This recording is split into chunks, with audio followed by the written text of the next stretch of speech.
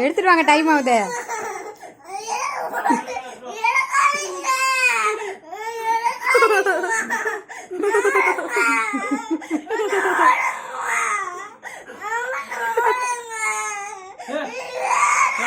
எடுத்துட்டு வாங்க, time. Back எடுத்துட்டு வாங்க.